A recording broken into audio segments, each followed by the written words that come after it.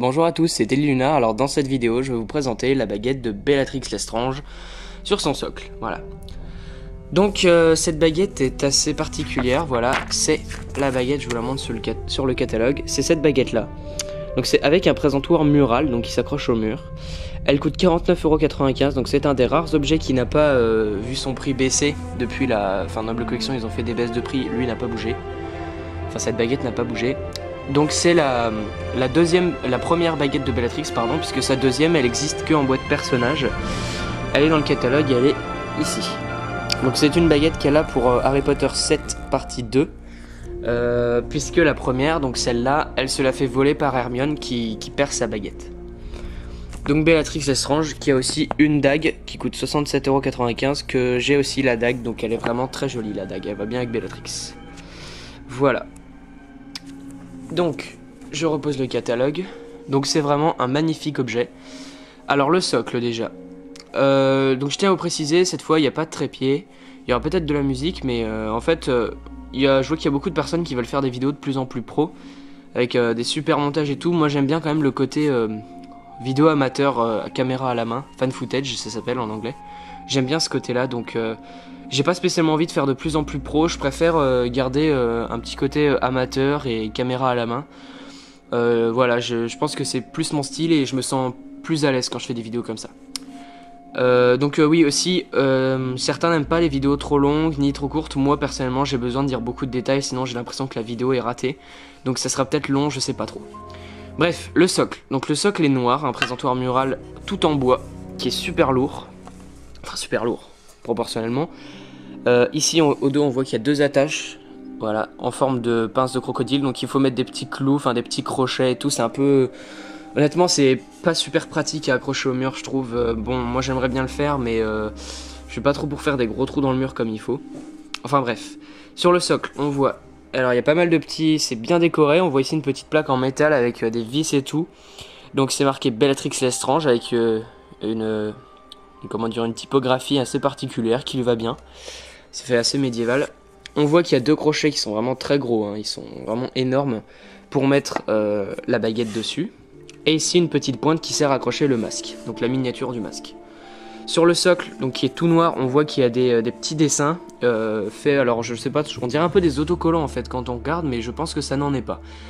Parce que quand on touche, on voit quand même que ça a été peint dessus, on va dire, peut-être par exemple avec un pochoir ou un truc comme ça. Donc en tout cas c'est super beau, ça fait des ronces et tout, moi je trouve ça très très joli. Voilà. Donc il a une forme de trapèze, hein, le socle, donc presque rectangulaire quand même. Il est assez épais, vous voyez.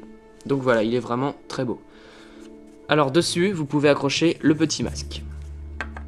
Donc le petit masque il est très joli aussi, donc il représente vraiment bien Bellatrix je trouve, avec encore des ronces et des espèces de fleurs comme ça. On voit donc deux trous pour les yeux, le nez et puis la bouche. La bouche, il y a des espèces de petites plaques dessus. Enfin, je trouve que ça fait un peu masque de torture. Ça va bien Bellatrix. Par contre, on ne voit... elle le porte jamais dans les films en fait. Mais c'est quand même bien qu'il lui en ait fait un. Et au dos, ici, vous avez le petit trou qui vous permet de l'accrocher sur le pic. Donc moi, ce que je vous conseille de faire, c'est vous mettre en dessous. Et hop, voilà, ça tient tout seul. Et ensuite nous avons la baguette de Bellatrix. Donc cette baguette est vraiment très très jolie. On voit des petites décorations sur le manche qui est très fin. Donc il n'y en a que d'un seul côté des décorations, de l'autre il n'y en a pas, mais il y a des espèces de coups de griffure comme ça, c'est assez beau. C'est bien imité du bois. Donc l'imitation de bois elle est bien, mais que à regarder, on va dire au toucher ça fait quand même assez résine.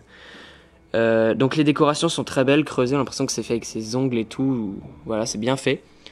Ici on voit une petite limitation, voilà, comme si c'était la fin d'un doigt et que ça faisait comme une griffe de corbeau un peu. Donc je crois qu'ils disent ça d'ailleurs, j'ai vu un texte sur ça. Donc vous voyez ici on voit, c'est comme la limite du doigt et ensuite l'ongle, enfin la griffe qui sort, donc c'est super beau. La couleur est vraiment belle, c'est un super beau rendu de couleur, c'est partout la même couleur, il n'y a pas trop de nuances. C'est vraiment magnifique. Donc le bout, donc en fait elle a un manche assez particulier parce qu'il est courbé, vous voyez. Il est pas droit et il est plus grand que la lame. Donc c'est assez étrange hein, comme forme, voilà, faut s'habituer. La prise en main est quand même assez bien je trouve. Ouais, la baguette est maniable, elle est assez légère. Ouais, la prise en main est bien, franchement. Oui, la prise en main est très bien. Voilà. Donc je vais mesurer assez vite, parce que je perds souvent du temps quand je fais les mesures. Donc la baguette, si je la prends du bout du manche jusqu'au bout de la lame, elle fait 34,5 cm. Mais bien sûr, je compte pas l'arc, enfin ça fait un arc en fait. Le socle, si je prends sa plus grande largeur, il fait 44 cm. Et en hauteur, il fait partout, enfin si je prends au milieu, il fait 19 cm. Voilà. Et le petit socle, le petit masque, cet objet-là, il mesure à peu près, je vais le prendre par en dessous, à peu près 6 cm de haut par 4 cm de large. Voilà. Et donc j'aurais bien aimé vous montrer cette baguette accrochée au mur, puisque c'est quand même sa principale fonction. Mais je ne peux pas parce que je ne l'ai pas encore accrochée, malheureusement. Donc je pense le faire quand même, parce que ça prend de la place, sinon si c'est pas attaché au mur. Et puis je pense que c'est un super beau rendu aussi, quand c'est attaché au mur, ça doit être vraiment magnifique. Donc cette baguette, je la trouve vraiment très belle, elle correspond bien au personnage. C'est une baguette très originale qui, donc bon, c'est quand même la baguette de Bellatrix Lestrange, donc on sait que c'est une baguette maléfique. En plus elle appartient à Hermione, qui est quand même un personnage important. Et donc, est-ce que je vous conseille de l'acheter? Oui, honnêtement oui, je vous conseille de l'acheter.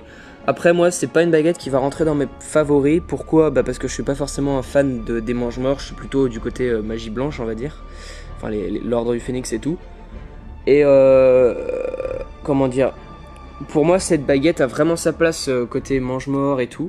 Mais voilà, après si vous n'êtes pas spécialement plus fan que ça en tant que baguette, je vous la conseille pas forcément. Faut vraiment aimer le personnage parce que, enfin, moi j'aime bien Bellatrix hein.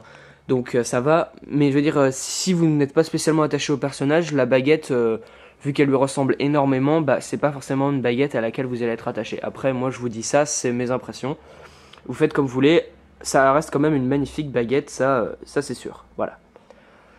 Donc je vous montre juste rapidement une petite chose. Ici on voit dans Harry Potter des romans à l'écran, ils disent que la baguette ressemble à la serre d'un oiseau de proie. Donc en gros on peut traduire par une griffe de corbeau, enfin une griffe, comment dire, les doigts, enfin les griffes des corbeaux sont très très aiguisées et très courbées, exactement comme ça.